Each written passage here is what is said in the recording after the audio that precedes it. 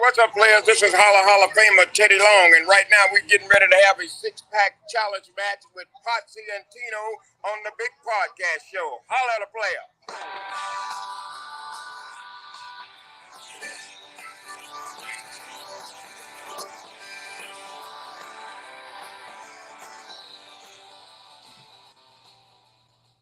Ladies and gentlemen, boys and girls, children of all ages, the Potsy Fans Network brings to you its Tag Team Champions of the World, the Road Dogg Tino Gray, the badass Rob Potsy Podcheck. That's right, we're back. We're badder than ever. We're back and better than ever. Not the Eric Bischoff song. No, let's not do that. All right, so with that, that's right. We're back. The Potsy and Tino Show. Our theme song is always brought to you by Adam's House Cat. It's called The Rascal Song. It's available on iTunes for 99 cents. Just to give everybody up, that was Teddy Long, WWE Hall of Famer. Thank you, Joe. Joe? Joe said, welcome back. I said, thank you, Joe Lowe. Joe Lowe is in the audience already. Joe, as soon as I have those comics, I will be getting your address again so that I can make sure that I send you one. So I'm so glad that you're here. Tino, we always. It's been 2 weeks. I don't remember what I had for breakfast. You want me to, what's been up with you? It's been 2 What's up weeks. with you? I don't know. I don't know. I don't remember. Had a birthday, got older, and memory's going. So went to, it's not your turn, bitch. Put it down. It's my turn. Go ahead, talk. Put that shit down. You don't you like put that it? up when it's your turn. You don't like it? Not when it's my turn. Motherfucker. So that's right. So what was it? 2 weeks ago. The first week we were off because it was my birthday. My birthday was July 15th. So we went that usually every year the week of my birthday we go down to Topsail. So that was just hanging out on the beach, drunk, then going back to the house, and we drank some more. It was me, my father-in-law. I know, right? Joe, he gets on my damn nerves. It was me, my father-in-law, my brother-in-law, Cole and Matthew. And so we just pretty much had a ball. We had a ball at the beach. I had a good time. And then came back and you were gone. We came back. I came back and I saw Thor. But we we went to see it in Beaver Creek at the that 3D 4X thing. The 4D theater. Yeah. So and we saw it in 3D too. So my wife has motion sickness. I didn't know what to expect because I'd never been to this thing. She didn't get sick, so it didn't bother her. But it's like going to Disney and sitting and soaring. I didn't realize you get up, you put your feet on the thing. I mean, and some of the scenes where he's like doing it, you're like, whoa, I'm like, I'm gonna fall out the seat. I was like, the only thing they needed was seatbelts, so you fall out this motherfucker. Didn't I tell you when I went to go see Batman that like it threw my drink everywhere and all that shit? No, you didn't tell me that. Totally talked about that. Yeah, I remember you said throw your drink, but it was like, it was cool because when the shoot they had the puff of air, and then when they had like any kind of moisture, they had little. I didn't know you could turn the water off, but I'm like, fuck it, I left it on, and so the movie was good. That was a good experience. I want to see something like that. That'd have been cool to see like Top Gun. So I think I'm gonna go see Black Adam when it comes out. I might go check it out. And next Spider-Man, I'll go check it out there because that just seemed, it was expensive, so it's not probably something you do all the time. Ticket, man, it's not that expensive, bitch. Because you ain't got nobody. I had me, Matthew, and Nicole. I spent my brother. My brother ain't got a job. So yeah, after that and snacks and shit, and then I think did I text you? I text somebody. So while I am gone on vacation, so we left like the 9th. So my birthday's on a Friday. So we went from like the 9th to the 16th. That Monday, I get a phone call from work from a guy from my coworkers. I'm like, what's going on? He's like, hey, heads up. I'm not even in town. I'm at the beach. and I get a fucking promotion. So he's like, heads up, they're gonna call you. You got a promotion, it's gonna be a raise, and everything happened quickly. And so I was like, sweet. So I'm gone. Got a promotion. Got a what was it? Like $3,000 raise. And so I'm like, shit, I need to go away more often. So came back and so just getting in the swing of that and doing my getting to new parts of the job. Bitch, I'm not gonna tell you again. So getting into the new parts of my job and shit. Um I got two shows coming up this week. Friday, we're gonna be at there's a new Woody's in Morrisville. So I'll be there. And then Saturday I'll be back in Clayton uh at First Street Tavern. Did you And say then Friday? Friday. Friday. I'll be but it's not your part of more, so it's like more towards it's more the right when Carrie and Still Morrisville on meet. 4 though, right? It's off of trying to think of where I'll send you Let I'll you send know you the where. address. I'll send you the address. Just But let me know where. If it's Friday, I'll probably come out. yeah, so we're 8 to 11, so it's gonna be me and Waba. And then tomorrow I gotta get up early because we gotta get up. I gotta go to Greensboro. I gotta help Haley move. She's moving into an apartment, so we're getting a lot of her shit out of my house and taking it to her place. So that's so I gotta get up early and do that. What? So what you're saying is they like you better when you aren't there. I don't know. They gave me a raise. I'll go away anytime. Get $3,000 raise every time I leave. So yeah, so that's pretty much the excitement of what's going on with me. Hadn't really watched a lot of wrestling. I was in the middle today. I got to finish it. I was watching the Stone Cold with Sami Zayn. That's pretty interesting. Um, and then I got bored last week, and I went back and I was watching the table for threes, the table for three. I think the funniest one I saw was the BSK reunion because those guys were just that was so funny. Listening to the stories and seeing the Undertaker out of character, and then so I watched them. Then A&E's been doing all the biographies so I watched the Undertaker one, and it showed clips of his Hall of Fame speech. So I just went back and watched his whole Hall of Fame speech, and that's pretty much that was it, dude. I just been chilling. It's Watch. funny. So I've literally been home for just about, I don't know, 30 hours at this point, right? Since I got back from San Diego. And I've watched I watched the Undertaker biography, Yes. which I thought was like, okay, I just watched 5 episodes of The Last Ride, which pretty much was the Undertaker biography, right? But then I watched Rivals, and Watch that one too. I watched 2.5 episodes of that. So I watched the Shawn Michaels and Bret Hart one, Yep. and I watched the what was the second one? Rock and Stone Cold, wasn't it? No, that was the third one. Oh, it was Kane and the Undertaker was the second one. I did watch that one too. So I watched that one, and then I watched about half of the Stone Cold and the Rock one. And it amazes me because, like, every time you ever hear the two of them talk, they always talk about how much friends they actually are, right? But yet, when you watch this episode, like, Stone Cold apparently was signing every autograph with number one, and The Rock got his hands on one of them, and he thought it was just a joke towards him. And then he started realizing that Austin was signing everything Austin number one, and he's like, well, I just got to get to the point where I can sign everything number one. And Stone was like, you're not gonna get there, kid. So well, Stone Cold was like, but the he gave him an autograph, and it was like, hey, one of these days you'll be here with me, Rocky. Stone Cold Steve Austin number one. And I don't think it's that they weren't friends. I think that's just competition. They're very competitive. I don't think he meant at this point, The Rock actually sits there and says that they're still really good friends. Yeah. So I mean, it is what it is.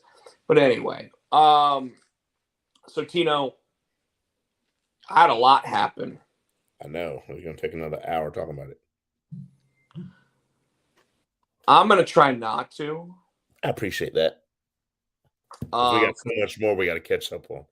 but I do want to give everybody like the story behind my trip to San Diego and my trip home from Go San Diego for it. more than what actually happened in San Diego, because San Diego was fine. It was a good trip. Sold a lot of comic books, which is great. Got my name out there some more, so that was all fine and dandy. But so Monday night last week, I go out to karaoke, sing a couple songs, and then And decide in San Diego. what. San Diego, right? Yeah, you were in San Diego last week. Yeah. Well, Monday I was still in Raleigh, Oh, okay. and I drove home, and I got home early because I was like, okay, sing 2 songs, drive home, and then I'm like, okay, watch Raw, stay up, go to the airport, right? That never Like, works for you. hold on. Flight's supposed to take off at 5 a.m. Okay. Which means be at the airport by 3, right? Yeah. So I'm like, set my phone alarm for 2:30 so I could be at the airport by 3. Luckily, I was packed and everything, so that was all good and fine and dandy. 3:45, I get a text message. Hey, are you here yet? Because a line's starting to form at the security desk. I'm on my couch. I woke up. I was like, what the fuck? You slept through your alarm? I not only slept through my alarm, I think I fell asleep just as my alarm probably went off. And I probably turned it off, not even thinking about it. So how did a text wake you up, but the damn alarm didn't wake you up? Phone was in my hand. So, bzz, bzz, bzz. Phone was in my hand, right? So who was texting you? Billy, I call him my hetero con mate. Okay. So Billy was already at the airport because he worked that night at his bar, and he drove from the bar to the airport. And he had to wait outside because the airport wasn't open yet, because the airport didn't open until 3 o'clock. Gotcha. I didn't know it closed. I didn't know either. Wow. Remember that part of the story, because it's going to come up again. So anyway, so I get so I'm like, shit, I got to drive to the airport, right? Luckily, I was already dressed, I was ready to go, everything else. I get to the airport and I'm like, shit, I can't even stop at like the park and ride anymore, because that I had set up, like, to do, because I got to walk right into the airport, get my ticket, and get on the plane, kind of thing, right? I get there at 4:15. What time did you get the text? 3:45. So it took me 30 minutes to get up, grab all my stuff, get it into the car, get to the airport. And what time was your flight? 5 o'clock. Okay. Should have plenty of time. The woman sits there and gives me a hard time because I didn't have my ticket yet. Okay. And I'm like, well, can you help me get my ticket? And she goes, well, no, now it's too late. And I'm like, what do you mean it's too late? She goes, you got to be here 35 minutes before your flight. Otherwise, they can't put your luggage on the plane. And I'm like, well, I'm here 45 minutes before my flight. So I got plenty of time, as long as you give me that little yellow ticket that says, run right down there, hand them your bag, and they can put it on the plane. She's like, yeah, we don't do that anymore. Oh. And I'm like, well, I'm still here with plenty of time. And she goes, nope, you got to turn around and go to that. Because she was complaining the whole time that it took 5 minutes. And she's like, now they're saying that they can't take your bag anymore.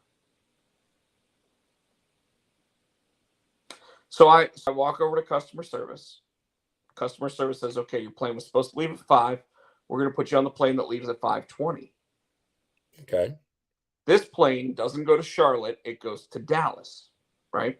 Mm-hmm. I'm like, perfect. I don't care, just as long as I got a connecting flight from Dallas to San Diego and everything's good. And she's like, yeah, we got you on the next flight too. Don't worry about it. You're good to go.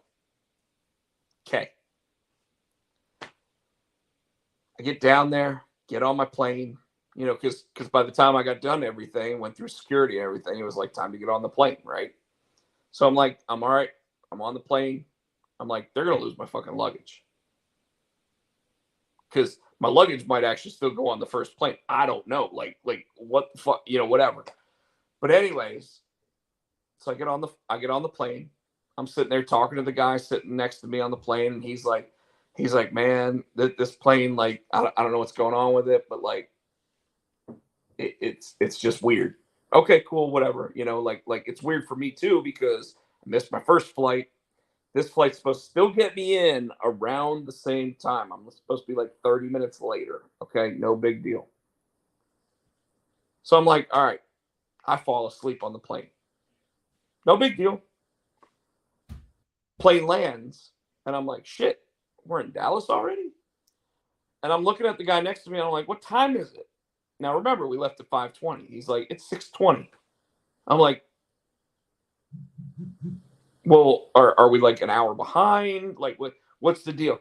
And the guy behind me is sitting there saying, no, we're still in the same time zone. And I'm like, how are we still in the same time zone if we landed in Dallas? He's like, I don't think we landed in Dallas. And I'm like, what do you mean we didn't land? Like, this plane's supposed to go to Dallas, right? Right. Apparently, somebody needed medical attention, so they needed paramedics on the plane. So the plane stopped in Charlotte, which is where my original flight was supposed to land. Now, here's what's funny. If I'd have gotten off the plane and gotten on my original plane, I'd have been fine. I would have went right from Charlotte right to San Diego, no problems. Nope. They don't let anybody off the plane except for the guy that needed the paramedics. Paramedics sit there and they're like, yep, we got the guy. And I'm like, this is how the deadly Motaba virus starts. You know what I mean? Yeah. Monkeypox, all this bullshit, whatever. That's how this shit starts. Like, somebody gets taken off the plane and all of a sudden everybody's got it, whatever. So I'm like, okay, just get me where I'm supposed to go. So I'm sitting there texting with Billy because Billy's like, hey, I'm in Charlotte right now. We're getting ready to leave. And I'm like, I don't know where I am. I thought I was in Dallas, but I'm not in Dallas. And then all of a sudden I'm like, oh shit, I'm in Charlotte too. I should just get off this plane, walk over to your plane and hop on. And he's like, seat's probably still here. Right? Anyways, I sit on the plane for 2 hours waiting for them to take off just to go to Dallas, which is where I originally was supposed to go, right? We finally get to Dallas 2 hours late. Missed your plane. Missed my plane by 40 minutes. I'm like, what the fuck am I supposed to do now? So nobody's sitting there telling anybody, hey, if you miss your connecting flight, this is the gate you go to. So I finally like walk up to the front and I'm like, where am I supposed to go? And the guy goes, oh, you need to go to this gate. Well, the gate's 20 minutes down the road. So I sit there, walk all the way down there. I get to the gate and I'm like, where do I go now? Right. By the way, folks, if you're in the audience, don't be shy. Say hi. I know we got Joe and Michael in the audience, but anybody else out there, feel free to say hello. So I'm sitting there and I'm like, what do I do now? Right. And I'm running down this thing to get to the gate. And dude, it's 70 degrees inside the airport and I am sweating buckets. Right? Oh, it's Katie in the audience. Hey, Katie. So I'm in the I'm running down the thing. Got sweat coming out. I probably look like a mule at this point, looking like some guy who has a balloon up his ass that just popped or something. You know, sweating buckets and everything. Like, I need to get on a plane. How are you going to get me on? You know that kind of shit. Mm-hmm. So I finally get up to the front of the front desk, and at this point, half the people from my flight are right behind me, right, in like 3 lanes of like, you know, customer service desking, and they're like, how do we got to figure out what plane. So me, when I got off the flight, I'm calling American Airlines on the phone as well, just in case like I can get my flight switched on the phone. Walk up to the front, the woman's like, oh, don't worry, we got a flight leaving in like 40 minutes. You're good to go. All I got to do is put you on the flight and give you a seat. And I'm like, cool. So she does. So then I get on, like, I have to go on like 2 trams to get to the gate. So I had 4 minutes to get on the flight. I got on the flight, no problem. But now I'm really sitting there going, they're going to lose my fucking luggage. Now my luggage has all my meds, all my my CPAP. It's got all my clothes. It's got the only thing it doesn't have is like my iPad because that's in my backpack, right? Anyways, get to San Diego, 2 hours late. Billy's been sitting at the airport the entire time because, like, why do we want to take 2 cars, right? Right. So he's waiting at the airport for me. He's like sitting there talking about how he's got the bubble guts and everything, and like he's just been anxious the entire time, whatever. But then we get to San Diego, right? We're in San Diego. We take an Uber. We get to the Hard Rock, and the Hard Rock's like, we got your room ready for you already. Fuck yeah. It's awesome. Dude, they gave us a suite. Yeah, I saw the pictures. Like it was a 2-room suite at the Hard Rock. And I'm like, the only reason why I'm upset about this is because I can't see the party happening. Now you could if you looked out the window and looked to the left, but otherwise you couldn't see the party. Right, Katie?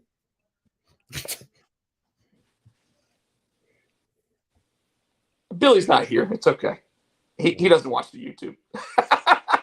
and I had the bubble guts on the way back, so I'll just go ahead and say that now. So, but anyways, so anybody who looks at my YouTube channel, youtube.com/Rob Pochak, knows that we also did we live streamed the panel, and for the first time ever during a panel, I totally flubbed some lines. And I'm disappointed in myself because, you know, like I flub lines. I don't ever flub lines. But then on the way back, Tino, okay, Sunday, we're sitting there at the Comic-Con, and at 2:00, I'm like, hey, my flight's at 8, your flight's at 10. Do you just want to go to the airport? And Billy's like, sure, let's go to the airport. He's flying American again. I'm flying JetBlue. I will never. The flight itself was fine, but I don't ever want to fly JetBlue again because of their bullshit customer service ahead of time. Wow, what happened? I get to the airport. I go to the front desk. The sign says nobody will be here until 2 hours before your flight. And my flight's the first flight out. So they won't be there till 6. 3:00 in the afternoon. Huh? I get there at 3:00 in the afternoon, and I can't check in for my flight, drop my bag off, and go to the gate until 6:00. I sat at the front desk for 3 fucking hours. That's some bullshit.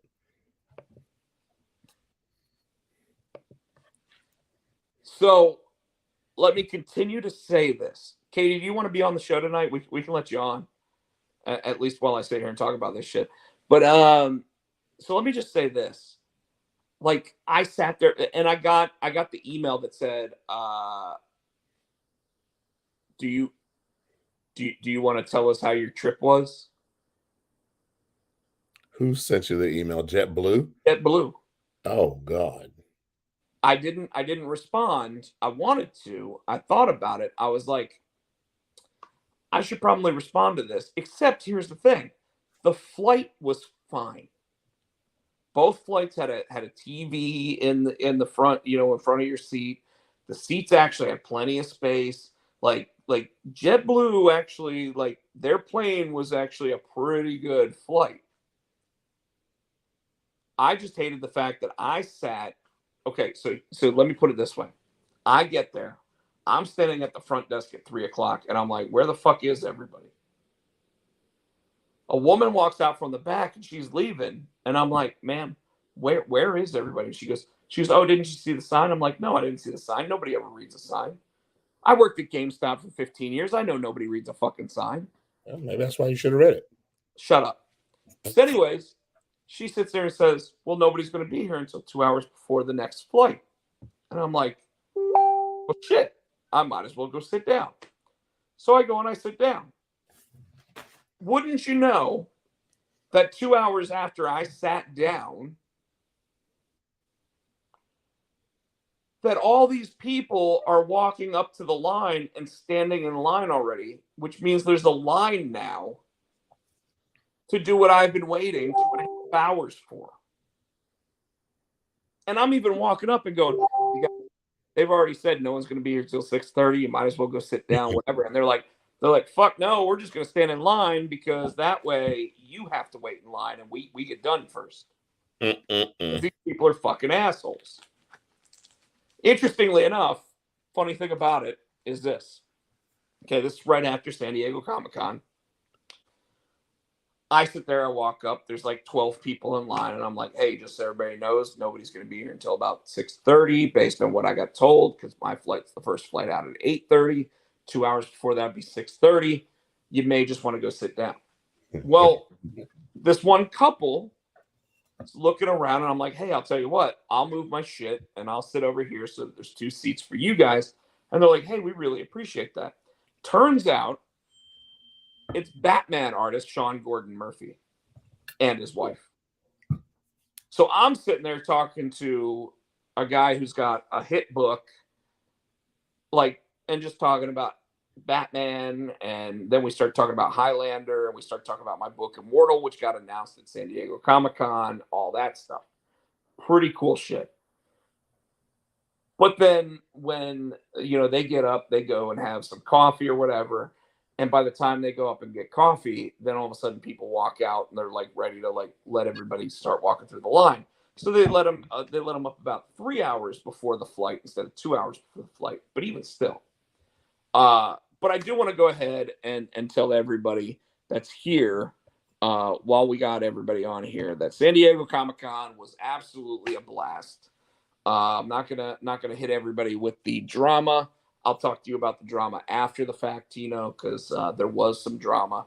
But for the most part, like, San Diego is really cool.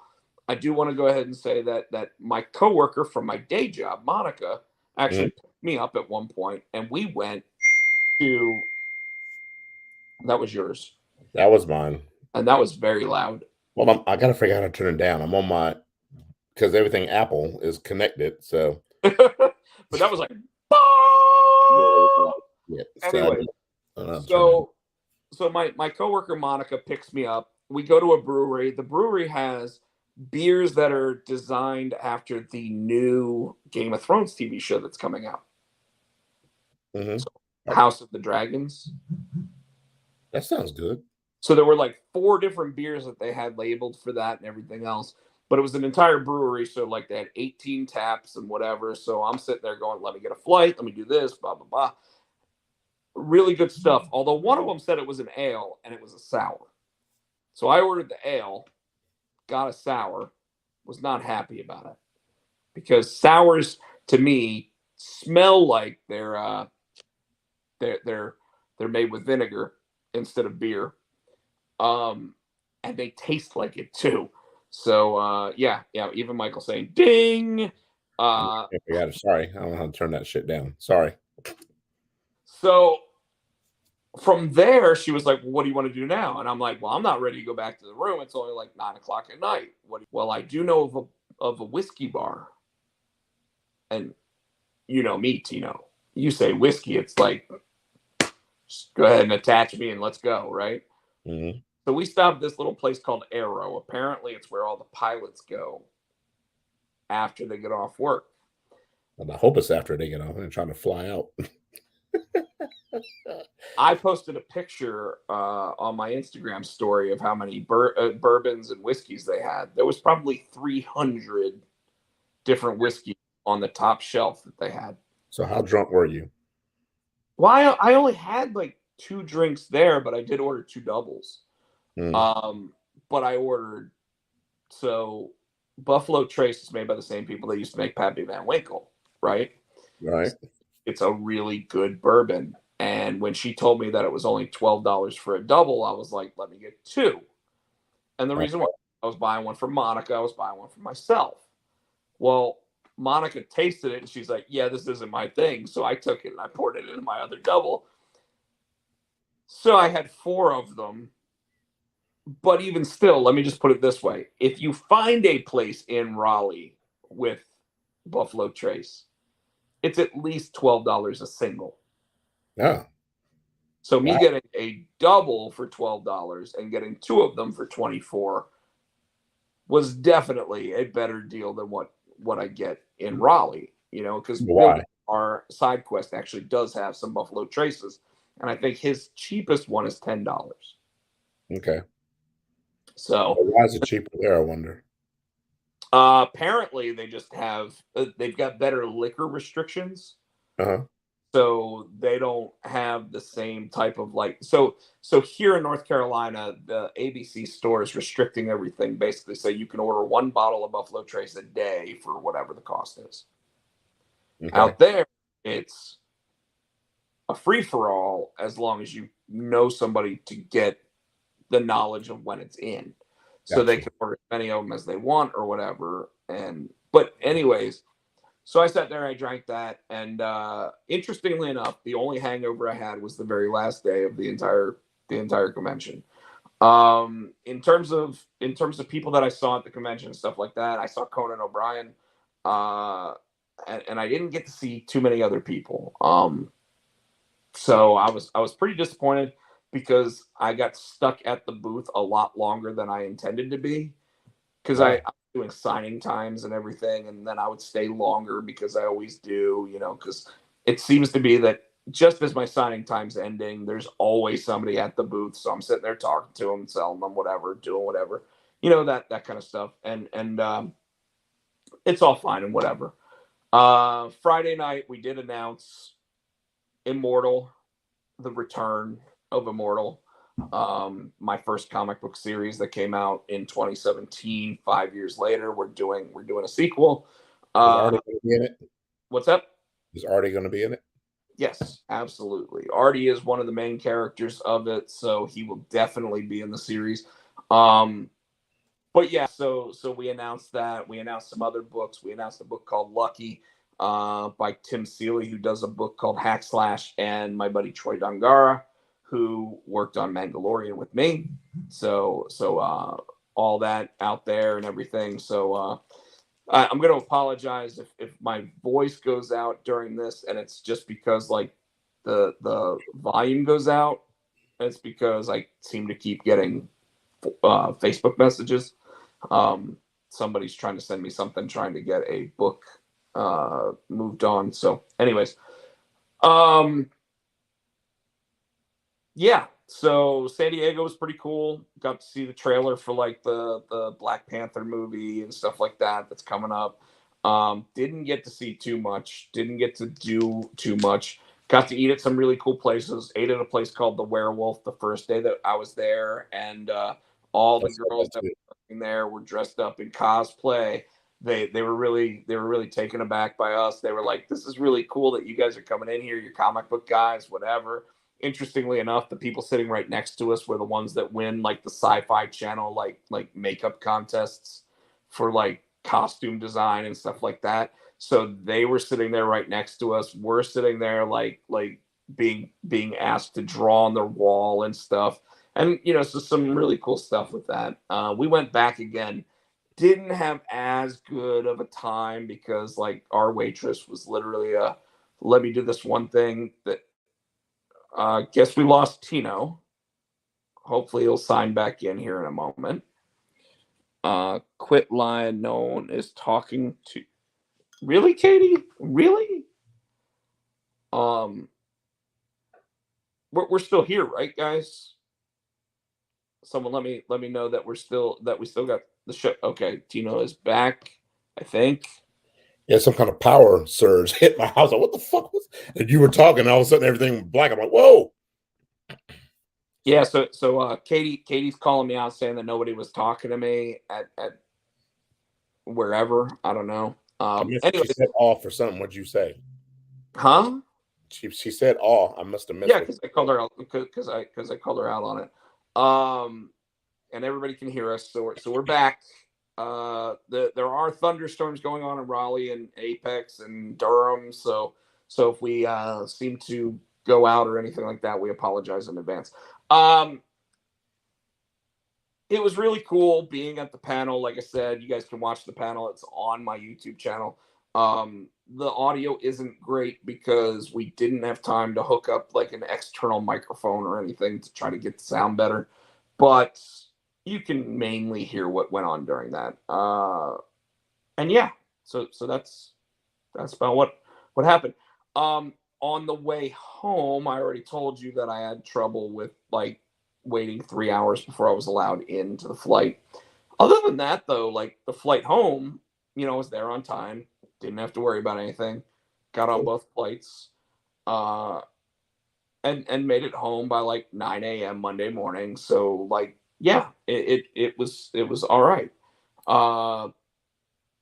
Besides the $120 that it cost me for parking because I parked at the actual airport, and I was there for 6 days. So yeah. Shit. Oh, I forgot. And what? What's up with you? I forgot. Oh, and okay, it's your turn. Okay, this is and what I it's put my over Katie. turn. So Katie, you know how we always start off with "What's up with you?" So during my "What's up with you," this is what this asshole was doing. It was not his turn. I'm trying to blind you with it. No, it's not working. Well, are you going to buy one of these, Tino? No, you're gonna give me one. No, I don't have any to give. Oh well, how much are they? These right here are the rarest junior high horrors book ever made. I'm still waiting on the one I ordered on Amazon last year. Yeah, me too. You can complain to Chris Crosby at keenspot@gmail.com about that one. Because I definitely had a conversation about that this week.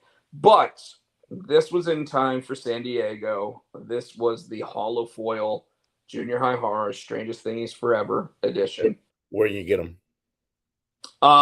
Anybody that wants one can message me at my Instagram account, Rob Pochek, and they're $25 each. You just said you didn't have any, bitch. I have I'm getting the rest of them shipped to me so that I can actually fulfill my wait list, which already has 8 people on it. So it's cool though, isn't it? That is cool. So anyway, that's pretty much it. I just colored another cover today. I can't show anybody that because it's not my book to sit there and show it. Pretty happy with how that came out. Might have some other covers and stuff that I'm going to be doing color work and stuff like that for. We did announce, like I said, we announced Lucky from Tim Seeley from Hackslash, which is a Dynamite comic, and Troy Dungara. I'm the associate editor on that book, so some pretty cool stuff. Katie, if you want one, let me know. Katie loves me more. Does she? Yeah, she said give Tino Katie's his got some good news, don't you, Katie? Katie's got some big news out there. You want to tell everybody in the audience, Katie? Maybe she didn't, and you just ruined it. Maybe she don't want nobody to know.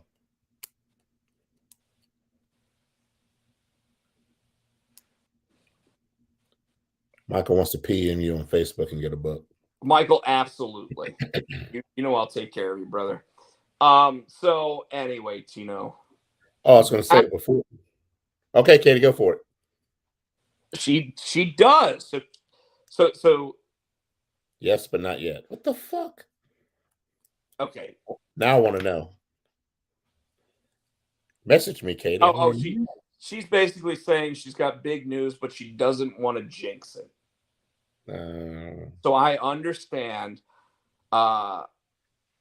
Katie, is it okay if I tell Tino after the show? You see what you just wrote, Tino? Mm-hmm. Tell everybody in 2 weeks. Uh-huh. So I think you know. I think you know what she's basically saying there. Mm-hmm. So congratulations to Katie for being able to tell us in 2 weeks what's going on, even though she probably won't be up late enough anymore to watch the show going forward. So I forgot. No, that isn't good news, Tino. That's not it. That's not good news. Oh, okay. So tell me right now. Don't wish that upon anybody. Oh, I thought that's what it was. No. Anyway, okay. Well, she's gonna message me, but I forgot it before we get into wrestling because I found this amusing. So Friday night, I forgot to tell you, we went to we went to so it was we went to the mixtape, the New Kids thing. So it was New Kids on the Block, Salt and Pepper, In Vogue, and Rick Ashley. So I saw Rick Ashley. I'm like, the bitch had one song, but then I realized I said, well, no, he had more than one, and I knew He had at least two. He had four. Four. He had four. So I was like, oh, but that show was awesome. Did he open for everybody? Huh? No, New Kids came out first. I was surprised. So what? Yeah, New Kids did their thing because what they did was that so New Kids did some songs. Salt and Pepper did a couple songs, and Vogue did a couple songs. Ashley did a song, and then they were rotated like that. Because you know what I did right before I went to San Diego, like literally like 2 days before. What? I went to the Toad the Wet Sprocket Gin Blossoms concert. I saw that, and I saw your drunken commentary. Like, no, we don't want that. It's like people want to hear our new songs, and you are like, no, that's not what we want. So we go because Bare Naked Ladies are the closer, right? Bare Naked Ladies literally sit there and go, we know you all want us to play the hits, but we want to play the new stuff. And everybody's booing. And they play the new shit. We thought it was a joke. We thought they were joking that they didn't want to play the good stuff. No, they didn't want to play the good stuff. Now, here's what's funny. So I went with Fubar, right? So Fubar and I are sitting there. And we listen to Toad the Wet Sprocket, who opens. They're great. They play all the hits. They play a couple of songs from their new album. Okay. Gin Blossoms come out. Gin Blossoms sit there and talk about how they have literally been synonymous with Toad the Wet Sprocket since they started. And how many concerts they've actually played with them and whatever, and said we've even played Raleigh together and da-da-da-da-da. And they play all their hits. That's awesome. Now, I recorded almost all the songs, but unfortunately, you hear me singing all of the songs. Yes, I know.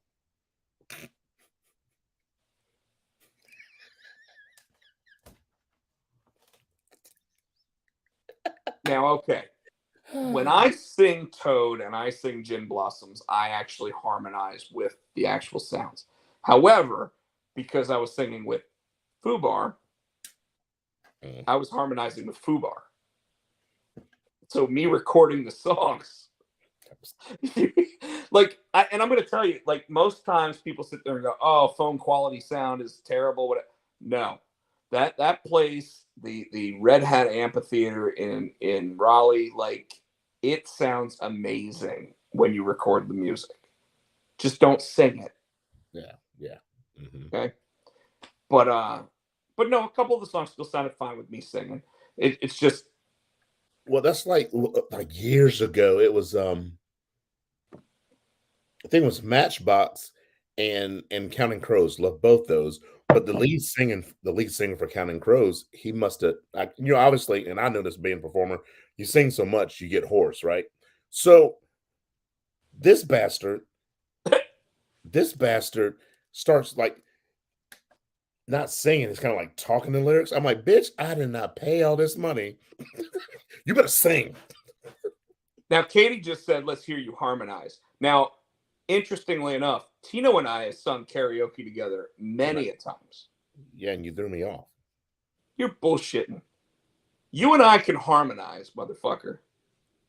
You don't like to, because Tino sits there and goes, I don't know this motherfucker. Like, why is he standing up here with me? Somebody throw him out of the bar. Throw me off. Because if you were sober, it's okay. But let me tell you what this fucker does. We go to karaoke. I start singing a song. He's drunk. When he's drunk, he doesn't sing. He yells. He sings. Yes, sir. Yes, sir. You ask. When was the last time you sung with? Damn it, Arnie's. Yeah, Arnie's hasn't been there for 5 fucking years or longer at this point, motherfucker. I know. That's why. So maybe Maybe you ought to actually come out when I invite you out to karaoke. I have a family and I have a job. Yeah, you just got promoted by not even being there. So I don't need to hear all that bullshit. That means you can actually go to karaoke. No. Yeah. Yeah. Meet some new people, hang out, have a good time. Come to California, take your shoes off, have a good time. Let's get this going. I gotta get up. I got moving to do in the morning. Well, Katie's in the audience. I don't want to sit there and just talk wrestling right now because she's just going to drop off. We told her we invited her to the show. She don't want to come on. Well, that's true. That's true. She says she's too. sneaky. Katie, are we doing side quest on Saturday?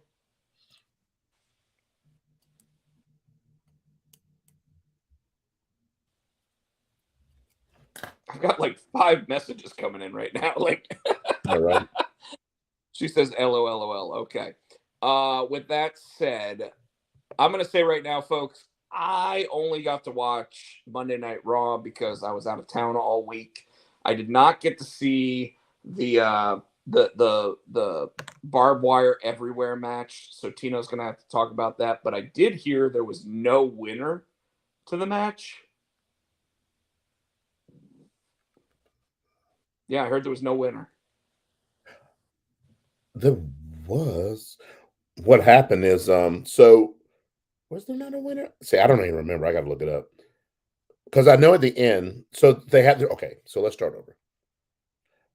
I'm sorry. My wife has So I'll changed. tell you what. I will post up ready right now. I will post up Dynamite. Go ahead. Hold on, my wife has changed my password to Disney Plus, and I got to put it in my phone. If not, I'll be trying to. But so the main event was the he calls himself the Painmaker, Chris Jericho, and against Eddie Kingston, and the Jericho Appreciation Society was up in the Shark Tank, hanging above the ring. Okay, so it started off strong. Kingston was whooping that ass, and Jericho turning around and Kingston started whipping his ass again. um, and then at one point, what's her name? Ty Conti came out to because that's what it was. Ruby Soho was in charge of the little button that raised and lowered the shark cage, and she also had a key to the lock. Ty Conti came out, attacked her. Anna Jay came out, and you thought that she was going to attack Ty Conti. She proceeded to help Ty beat the shit out of Ruby Soho. They got the shark takedown. The guys got out of the cage. Kingston and the Blackpool blah blah blah came down and got those guys taken care of. Kingston went back, was about to beat Jericho, and then motherfucking by Katie, and then motherfucking Sammy Guevara came out and helped. But I thought he helped Jericho win. I thought Jericho won that match. No, so apparently they said that there was officially no winner. So keep that. Looking it up right now. I thought that he won. I don't know. I didn't watch it, so I really don't know. Yeah, I'm going back to look at it. So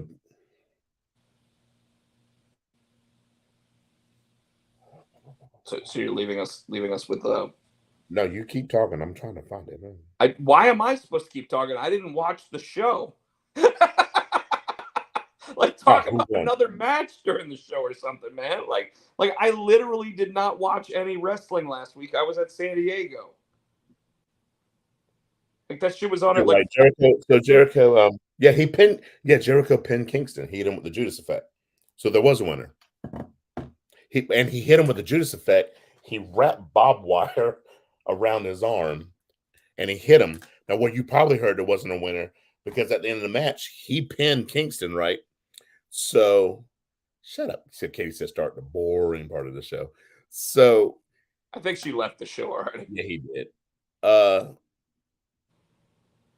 he pinned Jericho, but outside they had this flat,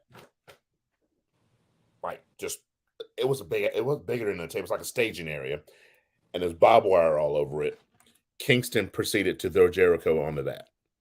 So he was the last man standing tall, but he lost the match. Interesting. And I think Bryan Danielson came back, didn't he? No. And another interesting thing that happened, Christian came out with Luchasaurus, and he was running down Jungle Boy. Jungle Boy came back. He had a chair. Luchasaurus came out of the ring, walked up to Jungle Boy like he's going to attack him, and then they both turned and faced Christian Cage. So I don't know if that's a swerve. If he had the shortest heel run in history. No, Big Show definitely had that. But so I don't know. I don't understand what's going on there. I don't know. I would say that it's AEW booking. So it is what it is. I do know that the Saturday night, and just for shits and giggles, that Cesaro, because I still can't call him by that name, beat Jonathan Gresham, so he's the ROH champion. Right. And I have a problem with that. And Gresham's trying to leave now. Why do you have a problem with that? Because I think they brought Cesaro back to be part of that ROH. I don't think he was ever going to stay as part of AEW. No. He's part of the Blackpool Combat Club.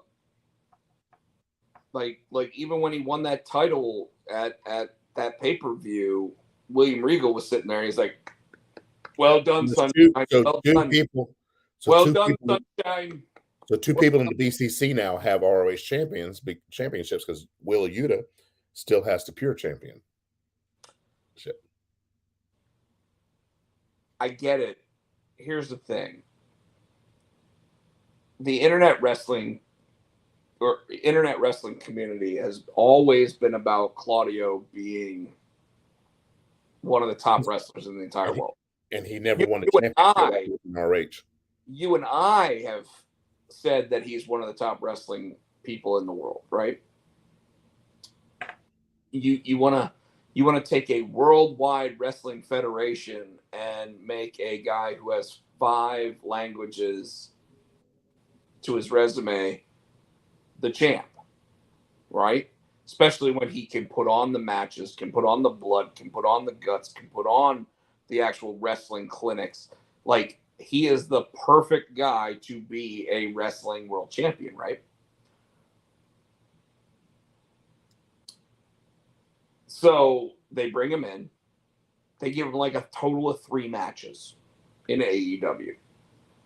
And during those 3 matches, everybody's like, "Oh my God, Claudio's so good. He's so great, whatever." So Tony Khan puts on his second Ring of Honor pay-per-view, and he immediately makes a guy under contract drop the title, even though Jonathan Gresham has been holding the Ring of Honor world title valiantly, if you will. And he pretty much just says, "Hey, let's bring a WWE guy in, and let's go ahead and take the title off of him and put it on this WWE guy because the internet wrestling community loves him." Well, Jonathan Gresham feels just the same way I do about it. Fuck you. I was the last Ring of Honor champion from Ring of Honor, and now that it's AEW Ring of Honor, so it's just like WWECW, if you will. They're sitting there going, "Oh, we're just going to put the titles on whoever the fuck we want." Right? And I can tell you right now. I can see, and I see your point, but I can see hold on. If Claudio had never been in Ring of Honor, so like say Braun Strowman came over and they put it on Braun Strowman, Claudio bust his ass in ROH and he was never a champion there. I can understand because he was part of ROH at one point. Years. What? He was in the WWE for like 8 years. He did everything.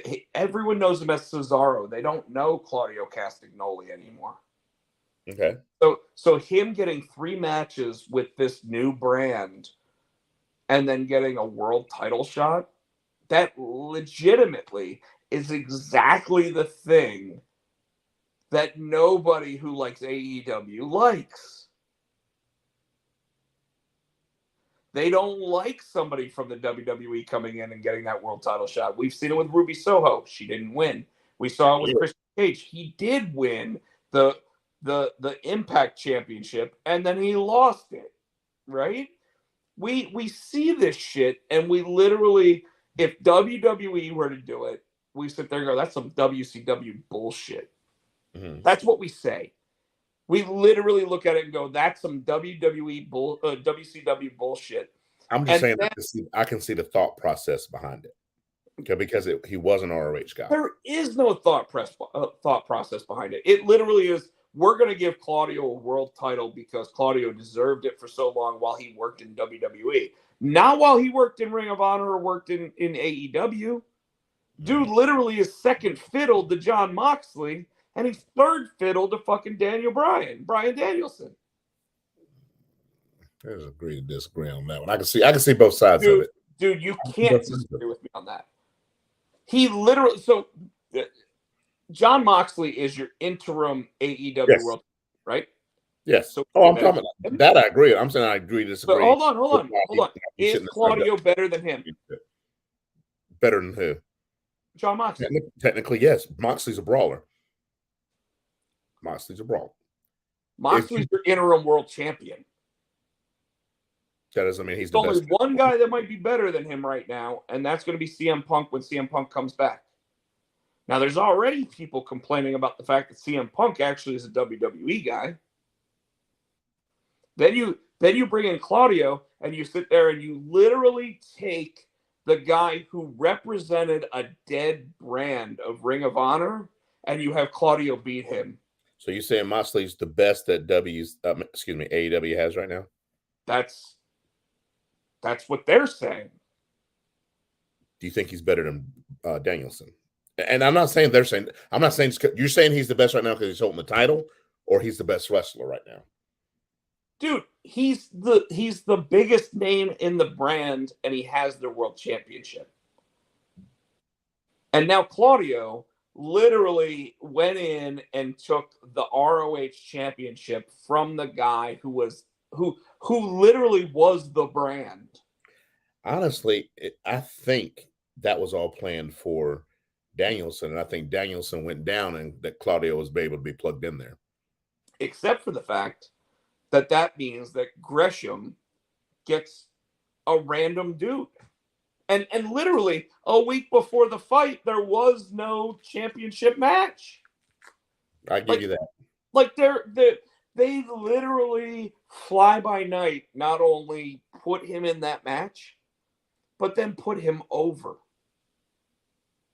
I would have been okay if they sat there and said Claudio came in, Claudio got screwed because of that. Gresham holds on to the title, and then they put on a second match between them where Claudio wins. Fine. But having Claudio basically take the guy who is representing a dead brand and he just takes the title from him. Let me ask you this. Would you be okay? Okay, so Claudio's got the belt. Would you be okay if they turned around because Lethal lost against Joe? Would you be okay if Lethal beat him for the belt? Wait, hold on. So Lethal lost to Joe too? Yeah. So every Ring of Honor guy lost? I think so, if I'm not mistaken. Wait. Did them boys also lose the FTR? Yeah, I got a problem with all of that. Are you going to tell me you don't? No, I got a problem with that. I got a problem with yes. So okay. So you got a problem with them boys losing to FTR, but you don't have a problem with Lethal losing to Joe, and you don't have a problem with... No, I got a problem with Lethal losing to Joe. Okay. The Claudio thing, I understand. Like I said, he was there, never had a championship. I don't have a problem with that. Because they're trying to push him. They're trying to make a storyline. I think eventually he's going to go against. I have a massive problem with all of that booking, considering every single one of those guys is under contract. Definitely. If one of those guys wasn't under contract, you're dropping your belt. I get that. Jonathan Gresham is under contract to AEW. Yeah. So I have a problem with that. He's representing, and you sit there and say he's not good enough to represent my brand. I'm trying to find the results. He's good enough to be under contract so that I can make sure that he drops the belt. But he's not good enough to represent my brand. I have a serious problem with that. And the fact that you just told me that Joe beat Lethal, Claudio beat Gresham, and FTR beat them boys? I'm double checking, and but Wheeler Yuta still the pure champion? Hold on. So yeah, Claudio won. Yeah. Dalton Castle and the boys won the 6-man. Wheeler Yuta won. Okay.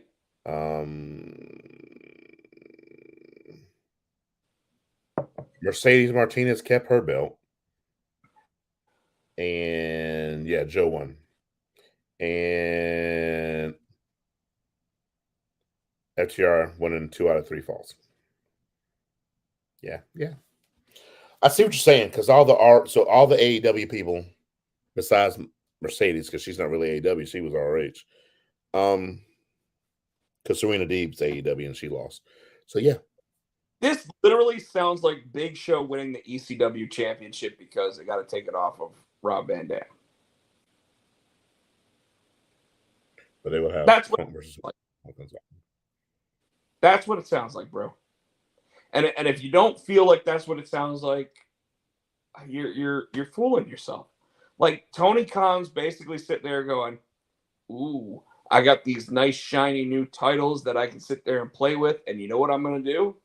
I'm going to give it to all the people that aren't good enough to win the AEW titles because this brand isn't good enough to be on TV." Well, I think too they don't have, and maybe because ROH doesn't have TV time, so he's got ROH, but there's no TV, so he doesn't. The championships will sit there. You know what I mean? So okay, I know what he's thinking. What he's thinking is, this gives me these other titles until I have TV for this show, right? Okay. It allows me to sit there and put these guys over. It allows me to, and realistically, in your feelings here, Tino, this is how I feel like you're thinking about it. Claudio is a bigger name than Jonathan Gresham. Easily. Samoa Joe, being a former WWE guy, is a bigger name than Jay Lethal, who was never in WWE. FTR is a bigger name than Dem Boys, who might not even get on TV based on the fact that they have made slurs. Well, they're at Impact. But they're now signed to a Ring of Honor contract. The Briscoes? Did not know that. Okay. As of last week. So all of those people are signed to contracts with Tony Khan of some sort. Okay. Jonathan Gresham's now asking for his release. Yep. Again, I totally understand it. And I understand it. Claudio losing to him, would it have hurt Claudio? No. Would it have elevated Jonathan Gresham? Fuck yeah. Probably. You beat a guy that actually was something, who main evented a pay-per-view against Roman Reigns. Mm-hmm. Would have elevated him, bro. The whole idea that like Tony Khan's booking of that pay-per-view, it's pretty bullshit. FTR doesn't need the Ring of Honor Tag Team Champions. They've got to. Yeah, you're right. They've got what? They've got the AAA titles. They should actually have the AEW titles. So they've You got the AAA, the New Japan. They got New Japan titles. Yeah. And already. So I mean, they've got the IWGP tag team titles. Like, they don't need the Ring of Honor titles. FTR probably does. Or I'm sorry, them boys probably do. The Briscoes probably do need them. They were. If he goes back to ROH, I don't know how. Okay. But Briscoes. So all right, I'll say right. Right. The Briscoes don't need the tag team titles because the Briscoes, one of them has been Ring of Honor World Champion. Yeah, Jay by himself. But realistically, they need those tag team titles more than FTR does. Yeah. Okay. Jonathan Gresham now literally is immediately thrown to AEW Dark. Because that's where he is on the totem pole. He's not going to be a guy that they sit there and go, you know what? Week in, week out, we're going to sit there. We're going to push you to the main event of AEW Dynamite or Rampage. Danhausen's above him. Hook is above him. Tell me I'm wrong. Hook deserves it. No, he doesn't. Yes, he does. Hook's Jonathan Gresham has wrestled around the world for years. He's getting old. Time for some new blood. Shit. Guy's like 32. Time for some new blood. Don't bullshit me on this, man. No. No. No. No. If I was Jonathan Gresham, I would literally sit there and say, Tony Khan, I should come out the next time that Danhausen, Hook, and the Ass Boys are all having a match together, and I should rip shop on all those motherfuckers. Throw them all out of the ring, and then sit there and say, Claudio, get your ass out here right now. I demand my rematch. That's what he should do. Put him against Wardlow. Fine. But you know what? Wardlow can beat 20 motherfuckers, and then all of a sudden he has a hard time with the guy who has his hands in his pockets. That was stupid. Yeah. That I agree with. A lot of people do. A lot of people do. And that's bad booking. I'm sorry, bro. Like, if you're not going to have Orange Cassidy actually win that match, then you have him squashed because Wardlow would squash him. I think, and it was bullshit booking. It's bullshit booking. No, shut up. It's bullshit booking. But I think in a way, Tony is trying to push Cassidy, but he's pushing him all wrong. You're right. He should have won that match the way he wrestled if he was going to win that match. Don't just keep toying with people false finishes. Oh, he came close to the big one. He came close. No, he should have fucking won that match because you just had Wardlow, like you said, 3 weeks ago, beat 20 fucking guys. Dude, and that's the problem. I've said this all along. You have him squash whatever. But when it comes to actually being in a match against one guy, he can't squash him. Like WWE literally had Braun Strowman tip over a car. Mark Henry too. And well, no, Mark Henry actually legitimately pushed that car while it had the engine going the other direction. Like Mark Henry fucking been a frying pan. You remember that? Shit. And that was a real legitimate frying pan. That's cast iron skillet. Mark Henry ain't no joke. He legitimately is the world's strongest man. He's won the competition twice. And when he did, remember, Vince McMahon had the conversation with him and said, Mark, I'll let you go do this, but there's no room for the second strongest man in the world. Yep. So he's like, you go out there and you win, or you don't come back. Oh, that's some pressure. It is, but Mark Henry was like, all right, boss, I got this. And he fucking won that shit because that's what Mark Henry does. That's what I do.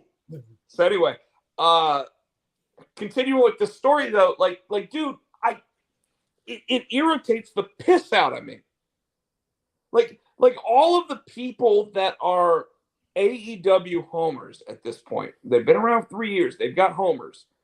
All of the people that are AEW homers just sitting there like, oh, it's totally fine that Claudio wins. Shut the fuck up.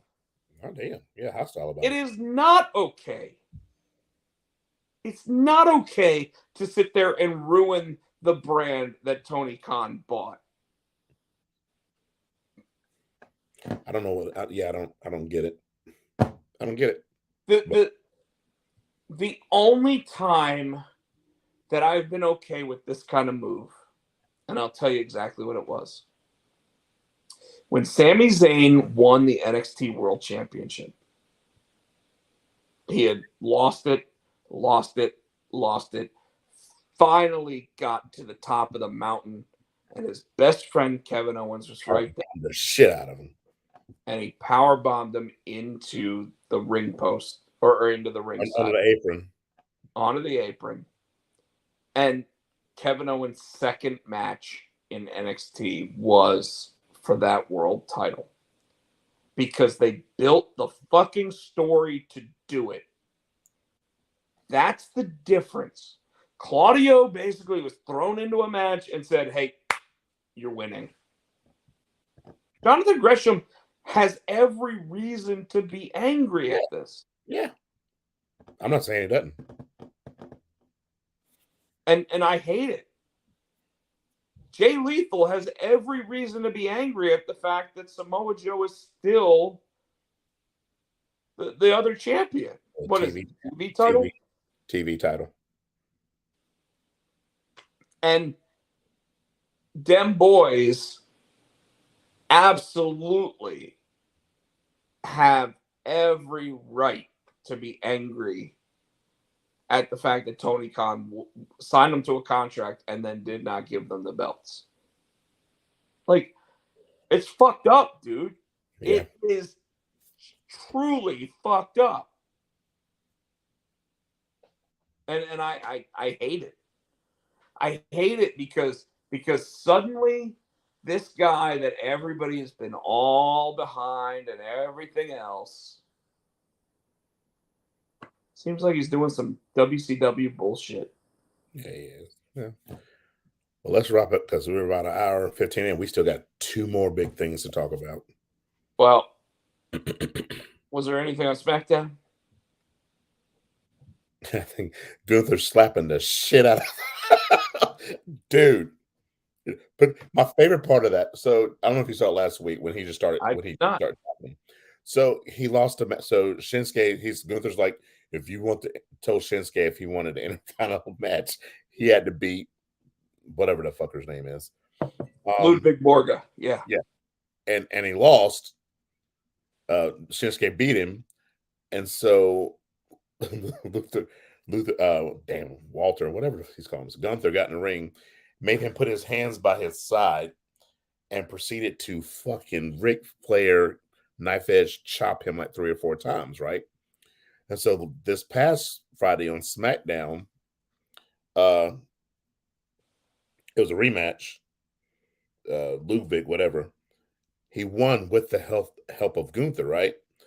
So he's all happy. They get to the top of the stage, and he's like standing there, and Gunther's like, unzip your shirt, and made him unzip his thing and open his shirt. So he thought Gunther was going to chop him. He's like this. He's like, he tensed up because he thought he was going to get slapped. Gunther kind of like put his hand on his shoulder like, attaboy. And then so he did the whole, put his hand, as soon as he did that, put his hands behind his back, he chopped the shit out of him. I was like, oh shit. And I don't get the New Day fighting the Viking Raiders because they're just going to get their asses kicked every time. So I don't know if you noticed this or heard about it, but the house shows recently have had Drew McIntyre actually confronting Gunther. Yeah. And what I'm hoping for, and somebody, I think I told you when Lashley won his title, somebody was like wanting Gunther to hold on to his title, and because that'd be a dream match for them. What is that? Survivor Series probably. And right now, I kind of like the idea of Gunther actually holding on to the Intercontinental title through Survivor Series. I don't care if Lashley holds his belt that long because Lashley's supposed to be higher up the card. Mm-hmm. But I wouldn't mind seeing like Gunther versus Theory because I think that'd be a funny thing where Theory like tries to chop him and then runs. Yeah. You know. What else I saw, and I don't know if it was at San Diego Comic-Con where, and I got to find it again. I meant to send it to you. It leaked, and they had an action figure, and it said SummerSlam has been leaked. Had an action figure of one Brock Lesnar with both titles.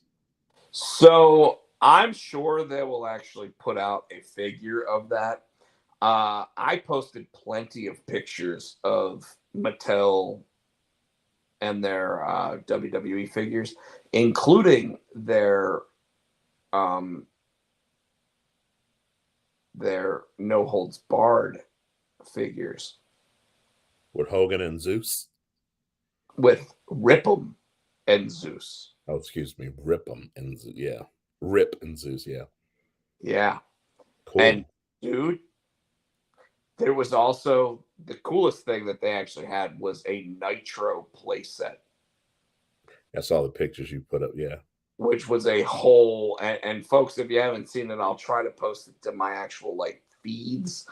But holy shit, that Nitro set looked awesome. At the same time, I mean, they had figures like the Reggie figures, where they actually had a Chase figure where Reggie, instead of wearing his white pants, is wearing orange pants. I mean, like just dumb shit, but like it was pretty cool to see. Like they had a Rey Mysterio figure, and they had a Kid Dominic figure. Like back when the Eddie Guerrero Kid Dominic? Blonde hair, and he was a kid. Yeah. And I was like, oh shit, that's a Dominic figure. Like it was so I'll probably try to post those pictures online for everybody so they can see them, because it's pretty impressive to see what's coming from WWE figures action line. But anyways. So yeah. Which one you want? Well, we probably need to talk about the big one, because the big one led into the second one. Or you want to talk about Raw? No. How about this? How about? No. Something happened before that. There's a reason why that's happening. No. Vince. You didn't put on Vince? Yeah. So that's this. But there. Okay. We'll talk about it. But you have to talk about the Vince before we talk about that. So go ahead, talk about it. Vince retired, which we never thought in a million years. No, he didn't. Well, we know why he retired. The SEC filing of it said that he resigned. But in Twitter, his positions. On Twitter, on SmackDown, Stephanie's like, Dad retired. He went on Twitter, and McMahon, being Vince McMahon, sat there and said, at almost 77 years old, it sounds like the perfect time to retire. Yes. He didn't and then retire. On SmackDown that night, Stephanie said, as you know, my dad retired earlier today. Yeah. But let's go ahead and call a spade a spade. He didn't retire. He resigned because they are now up to $14.6 million of unaccounted money. And now the WWE is literally saying that they have to re-release quarterly earnings reports because $14.6 million is unaccounted for. And they were saying, I was reading somewhere I get the Smart News thing saying that if he would have kept the company private instead of going public, none of this shit would have probably happened. None of it. However, the company's been public since 2004. Yeah. So this is 18 years. And it was bound to happen. Might not have been him, might have been John Laurinaitis, but if John Laurinaitis had done this same shit under Vince McMahon's management and CEO and chairman of the board ship, Vince McMahon be gone too. Yeah. The fact that it's Vince McMahon doesn't really change anything. I mean, he's a billionaire. He's got the money. He can sit there and go, fuck it. I'm going to fuck my employees. What did Michael say? Do I you don't think know. with Triple H and Steph will be better with Vince gone? Hell yeah. You saw, okay, so this is my thought process behind it. So we've got Triple H in charge of creative now, right? Part one. Hold You on. saw what he did. You saw what he did for NXT. Hold on. He's not just in charge of creative. And also talent relations. He got his old job back and he's in charge of creative. But you saw what he did for NXT. Now he doesn't have the governor, and the governor, I mean, like in a school bus where they try to make it to where it only goes 45 miles an hour because they got the governor on it. Vince McMahon was that governor. Now that he's gone, I think I'm hoping WWE might get better. On top of, we didn't put this in here either. Them going back to TV 14, and I was reading too. Where's that leave Paul Heyman? Paul Heyman and Stephanie are getting along better as well. So I think with Paul Heyman, with his mind, Triple H, I think WWE might get good again. All right, so do me a favor. Ask each question separately. What's the first question? Triple H, what do you think? Do you think it's going to get better with Triple H? Yes and no. Oh, shit. Why no? Okay, yes and no. Go ahead. Give me both. All right. So, yes, creative will get better. However, writing a 3-hour program requires multiple people actually giving their ideas, right? So I anticipate that Monday Night Raw is still going to be a difficult program to run at 3 hours. The other side of that is that not only is it a difficult program to run, it's your flagship show for 25 plus years, all that stuff. Triple H running it is going to be a good thing. However, here's where I worry.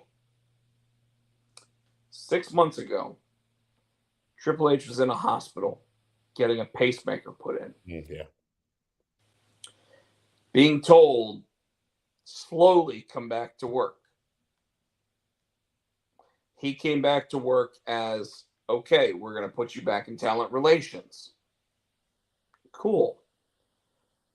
Lets him work out contracts, do all that kind of stuff, whatever. Vince McMahon retires. The same guy who has a cardiac issue is now in charge of 5 to 7 hours of television a week, on top of now also being in charge of all the contract negotiations that happen with every single employee of the company. I'll say, so question. Okay. And I get that. So that's when he's head of creative, right?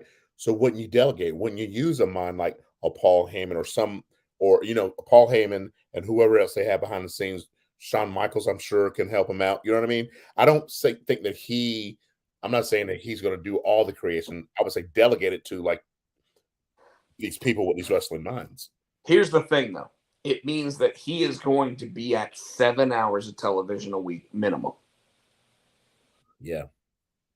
And on top of that, yes, he will absolutely. You're 100% correct that Paul Heyman is now looked at as an advisor. He will absolutely take Paul Heyman's advisement under contract. But on top of that, you're right. I've already wondered whether or not he's going to give full autonomy to Shawn Michaels to run NXT. And I wonder if he'll give full autonomy, because remember when Heyman was running SmackDown, it was better than Raw. So do you think he will get the keys to the city, so to say, of SmackDown to Heyman again? No? No. Why? Paul Levesque, Triple H, for those out there watching, understands how to rein in Paul Heyman. Yes. You give Paul Heyman the reins to run SmackDown. And if you notice, I've used the word reins multiple times during this statement. Yeah. What do you think that that's really going to do to SmackDown? Well, if Roman Reigns is slowing down like he says he is, I think Heyman's smart enough to understand that, and maybe not give him full reign. Maybe give him. He still has to run it back by Triple H, like everybody had to run shit back by Vince. I'm not saying like go Paul, and you don't have to check in. So here's the thing. There are two guys that I know do not have power right now. Bruce Pritchard. Nope. Kevin Dunn. Nope. Everyone's already saying that John Laurinaitis is gone. Yep. I'm fine with all of that. At this point, Kevin Dunn is probably a miraculous producer in terms of here's what we did, make a cool video package out of it. Yes. He's amazing at that. In fact, I would retain his services until he's ready to retire for that job, but also enforce that he teaches the next 2 or 3 people how to do that. That's what I would do with him. With Paul Heyman still has his own agenda. Well, yeah. So, as an advisor, from everything backstage that I have read, Stephanie and him are cool. Yes. Triple H and him are cool. Yes. But he has no power. Right now, he probably has the ability to adapt the script to make sure that it's something that Roman is comfortable with, to make sure that it's something that Jey Uso is comfortable with, whatever the case might be. But under any circumstance where you think that Paul Heyman is going to be in power, ain't happening. That's just and it's okay. It's okay because even at this point, I'm going to tell you right now, Paul Heyman is okay with not being in power. Because being in power 30 years after the height of his legacy, yeah, he has established himself as the best mic man in the business. And there is no one even close except maybe Dan Lambert.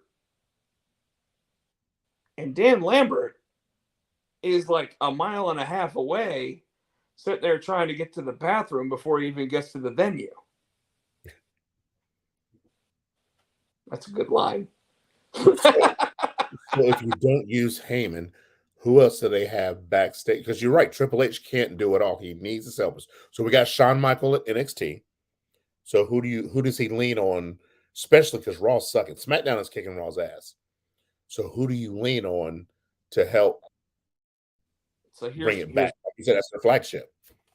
Take a look at who the WWE has in position as their producers. Jamie Noble. Your Jamie Nobles, your Shane Helms, or all those guys that they've got. They are the producers. Now, I would say that they actually have more of a voice to Triple H. Not saying that they're going to get their ideas off the ground or anything else, but they're going to have more say in what goes on in the matches. I would venture to think that they will start playing with each other, and you'll start seeing where a world champion going up against one guy will now possibly have a match against somebody else who also is entangled with a a play with someone else. Very So they're simple. going back to like the Attitude Era. Yes. So okay, here's the next, and I know they're going back to TV 14, and Are you and they? I, yes, they are. I think they're supposed to start it after SummerSlam. Well, rumor was they were going to do it this week. Yeah, and they missed it. I think they said they're really going to start it after SummerSlam. That's what everything I'm I reading. think it's still under discussion. But in either way, we've Continue. talked about this ad nauseum. I know at one show we did. They need to get back to, I'm not even saying the Attitude Era, but the Attitude Era, my favorite thing about Raw, and we've talked about this, is the way you start the show with a story and it intertwines throughout the whole show. They need to get back to do that. Instead of having, we got a sketch here, we got a match. We got backstage here, we got a match. And it's not congruent. It doesn't flow. They need to get that flow back. So they don't always have to have a story start with Austin, midpoint be Austin, end point be Austin. They don't have to do that. Like, yes, but they don't do it at we all love now. It. And here's where that works. When you know that Steve Austin is the guy that brings the ratings, you put him on in the first hour, you put him on the second hour, and you put him on closing the show. Totally get so it. Right now, who's bringing the ratings right now? So for example, Roman Reigns. You don't have anybody like that except Roman Reigns. So prime put example. him up, so yeah. Prime example, Raw last night. Okay. At Raw last night, they started with The Miz and Logan Paul, right? Mm-hmm. That weird brawl shit. Yeah, it started with the brawl. Immediately after that, they went to Roman Reigns. And then who did they finish the night with? Yeah, was it Reigns? No, it was Reigns and Seth. It was Bloodline. Yes. And you're right. Seth came out because Seth ended up beating up Riddle. Mm-hmm. But Riddle and the Street Profits versus the Bloodline was the final match. So Reigns was still the top guy being looked at the show. Okay. So they did exactly what they did during the Attitude Era. They started the show with them. They ended the show with them. Yes. I get it. Same time, it still felt like a pass away show, specifically because they were like, shit, we already got our card. Like, we're just going to SummerSlam with this garbage. And they are. It's not garbage, don't get me wrong. Street Profits versus the Usos is going to be amazing. Roman versus Brock in a last man standing match is going to be amazing. And if Theory does not come down and cash in the Money in the Bank, it's going to be a lost opportunity based on the kind of match that it is. Becky versus Bianca Belair, going to be a great match. So like SummerSlam is going to be filled with great matches. But Ronda and Liv. Again, my point is going to be filled with great matches. At the same time, I want to see more already. Like you and I talked a little bit. I would say that Tommaso Ciampa is going to turn on The Miz. I would think that if Logan Paul's not going to be around after SummerSlam until at least the Royal Rumble, there's no reason for Tommaso Ciampa to be with The Miz right now. I would have him turn on The Miz, be the babyface, go up against one of the top heels in the industry, in The Miz, and literally immediately become the Tommaso Ciampa that we all love going. Yeah. And bring back his music from NXT. I hate that new music. And that's my pet peeve. I love that music. And they might. You don't know. Also, Edge was supposed to be there last night, but I think they had travel problems or something. So he may show up at SummerSlam. I don't know. And Bayley, I think Bayley's going to be a surprise return at SummerSlam. If she's not, she'll be there either Monday or Friday. Yeah. Which is fine. I think she was. She was. So Like I'm when going they did to tell you the, right now. you got drafted. Triple H era starts, right? Yeah. Who is the number one? And I don't mean the Iron Sheik here. Who is the number one unrestricted free agent in pro wrestling right now? That Triple H can immediately go out and sign because he hugged him on his last appearance. I don't remember. Fuck who? Free I'm agent. so disappointed in you. I'm tired. I can't think. I'll give you another hint. He had a baby in February. Gargano? Johnny Gargano. But why did Gargano leave to begin with? Because he had the baby, right? But why? His contract ended. He hasn't signed anywhere. Michael said MJF. That'd be interesting. I don't think MJF's out of his contract yet with AEW, though. He's not. He's got until 2024. Yeah. Johnny Gargano is under no contract with anybody because he is accepting and enjoying life outside of wrestling. So you think he'll come back, though? Dude, I guarantee that this news is something where Triple H is calling him up and going, hey, Johnny, how would you like to show up on the Monday Night Raw after SummerSlam? And I'm going to tell you right now, if it happens, you fucking heard it here first. Did they let him and Tommaso touch, or did they keep them away from each other? This for a is while? what I would do. Okay, I want to see DIY. The Triple H era is not really going to start until that first Raw after SummerSlam. Yeah, because we've already been building with Vince McMahon in charge going all the way to SummerSlam, right? This is what I would do. You want to hear how I'd book the night after SummerSlam? Okay. Well, SummerSlam's Saturday, so it'd be 2 nights after SummerSlam. The Monday night episode. I would bring Candice back too, but anyway. This is what I would do. I would have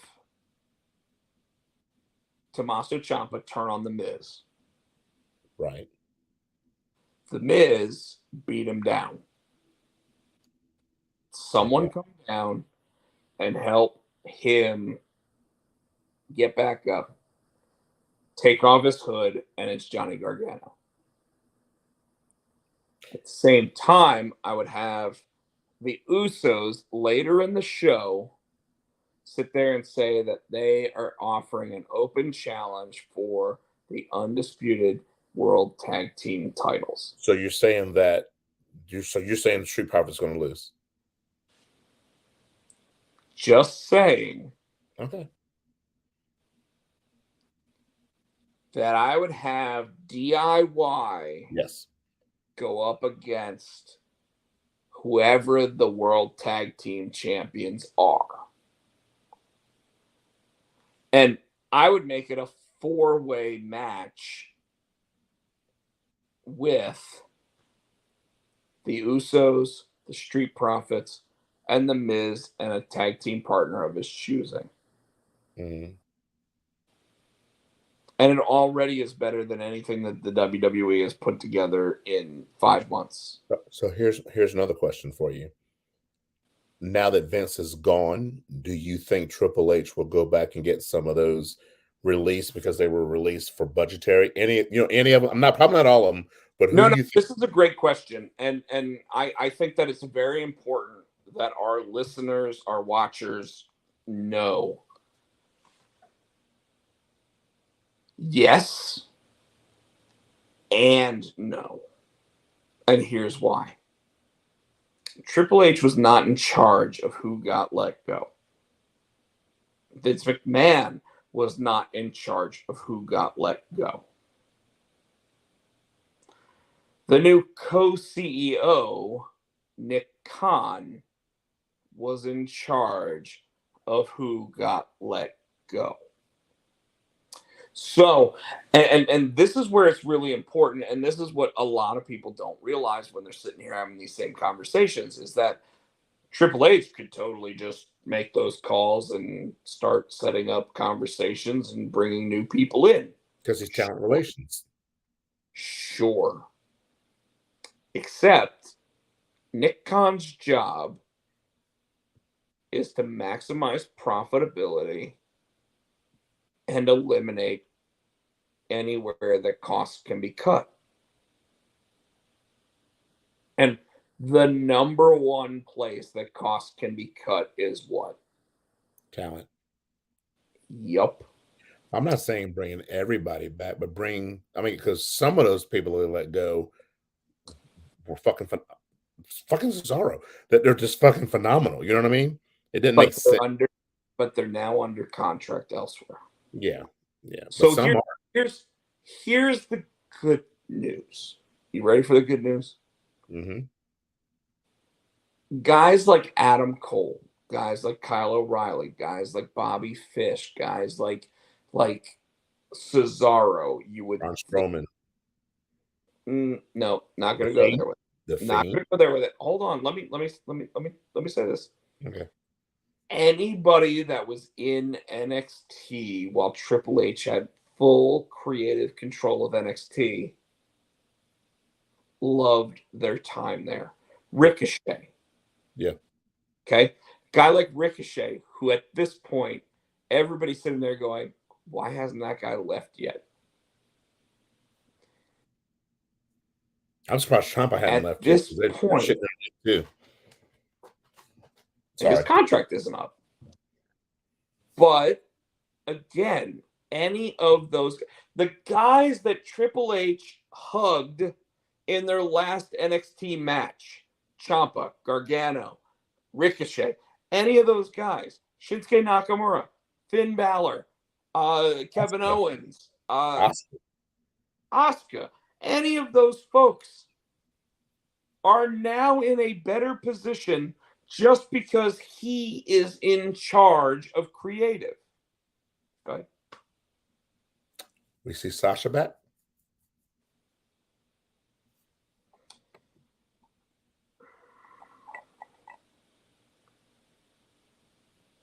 If they're smart, no. That was a Triple H girl. You know what I'm saying? That was one of his. Except anytime Sasha Banks ever talked about her relationship with WWE, she said, me and Vince are best friends. Yeah, you're right. The other side of that is this. Sasha Banks is a cancer.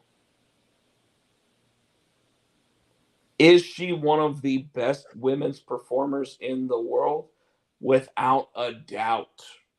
Yes.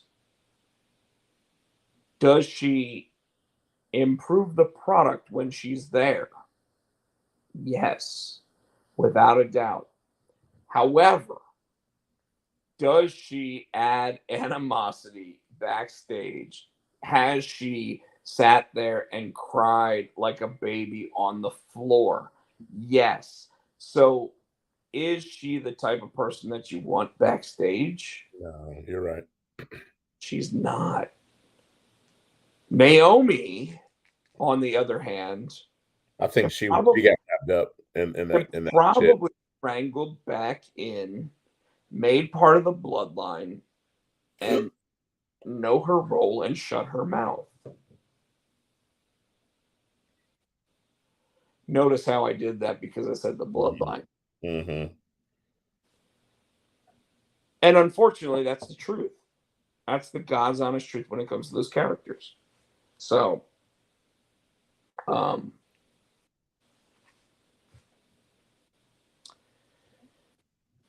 just came across my phone. Now they're wishing they hadn't signed contracts with AEW. Yeah. And I bet, if I had to guess, I bet Claudio's one of those guys.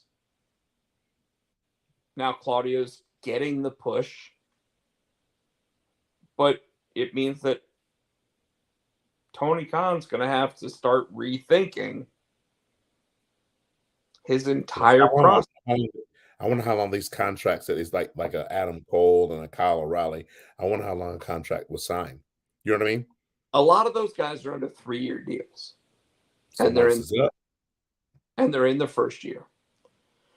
But and by the way, don't expect a guy like Jericho to go back to the WWE. No. I think he's done. Although But Jericho's had Triple H on his podcast. I imagine a Bobby Fish and a Kyle O'Reilly and I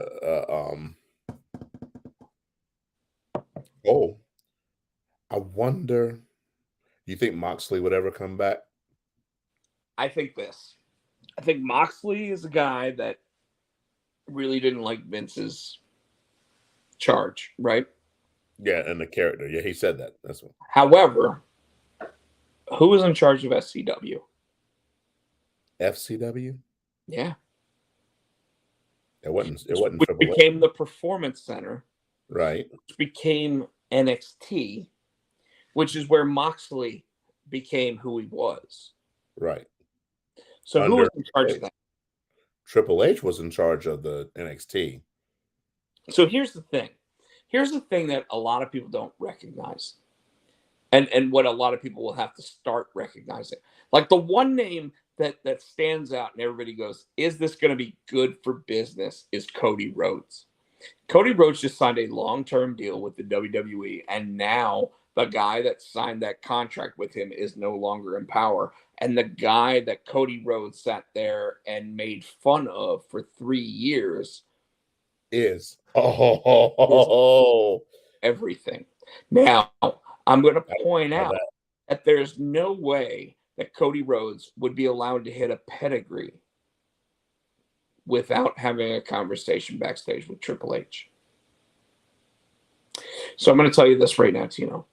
Cody Rhodes will continue to get pushed to the moon, and I'm going to explain why, and you're going to go, that makes all the sense in the world. It's good for business. I mean, that's the start of it. But here's the thing.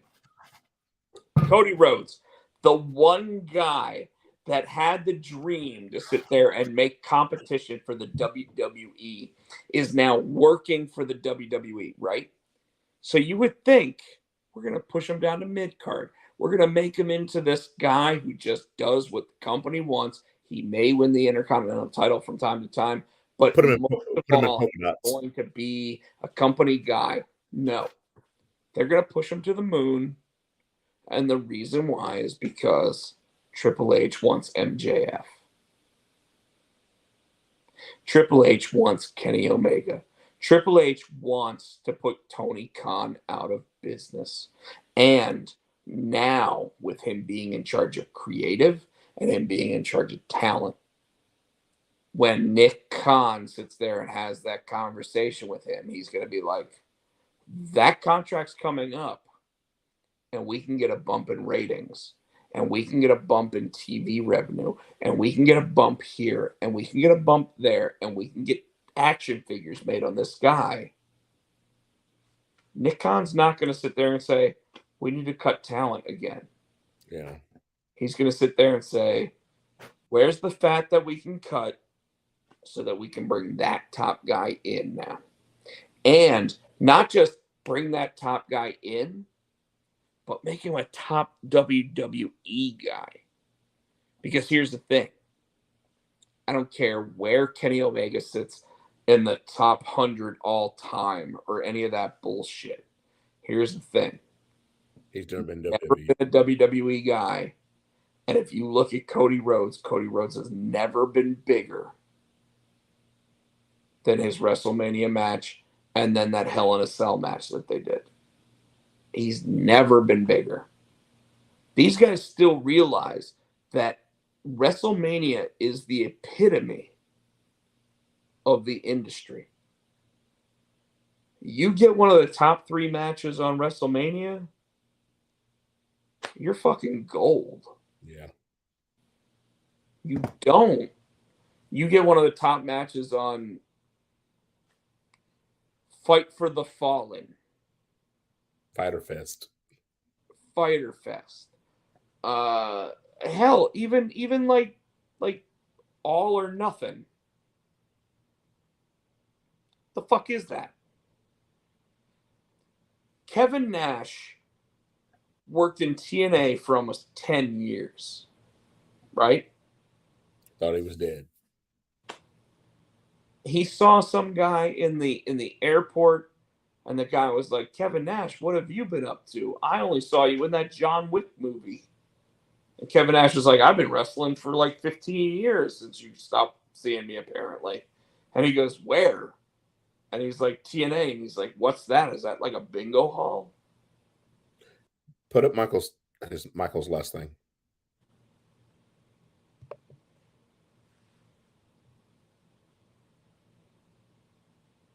What do you think? No. No, his contract's till 2024. He'll be under contract till 2024. But he hadn't been on TV forever. So what's going on with that? Are they doing the WCW and well, you can sit out, or WWE? We'll pay you. You just sit out. It's exactly what it is, man. You answer your own question. You don't need my answer.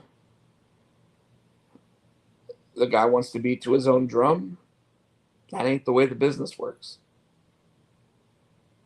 I'm not even saying that MJF's wrong. He's not. I'm just telling you that ain't the way the business works. So it is what it is. I really don't have anything else to talk about, Tino. Me neither. We're almost at 2 hours. I know that you like to get out of here before 2 hours is over. Yeah. So I'm going to let you go ahead and take us out. The fact of the matter is the Triple H era is here. The Nick Khan, Stephanie McMahon era is here. The fact is business, regardless of what you think of it, is about to pick up. Oh, I know it is. And it doesn't matter if they're any good at running the shows. The stock is up $8 in 2 days. Wow. And that's just it, man. Like, that's where we are. So go ahead. It's been 2 weeks, so I remember this shit. So we'll thank you guys for hanging out with us. Thanks, man. GalaxyCon Saturday for him. Michael's gonna be at GalaxyCon. All right. I will also try to be at GalaxyCon on Saturday. I have a ticket now, so I'm going to try to get into the Kevin Smith thing and give him some comics and beg him to talk about them on his podcast. So thanks, guys, for listening. As always, you can check him out on the Twitter machine at Podcheck. I'm HoodieFan91. You can check him out, or you can check us out on Twitter. We're Potsy and Tino. Facebook, we're the Potsy and Tino Show. We're here each and every Tuesday around 8:15. You can check us out here on the Insta. He's got so many now. You Rob Potsy Podcheck. And Rob Podcheck. On the Insta, IMSC Tino. On the and Immortal the comic. Yes. On TikTok, he's Rob Potsy Podcheck. You can also, that's it. Check out the Adam's House Cat. That is our theme song called the Wrestling Song each and every week. You can catch it on iTunes for 99 cents, 99. Please like and subscribe. Give us that thumbs up. And I didn't say it this show, but as always, my catchphrase, buy our shit. And until next week, man. He's Potsy. I'm Tino. And as always, we are always thinking. Oh, yeah. Dig it.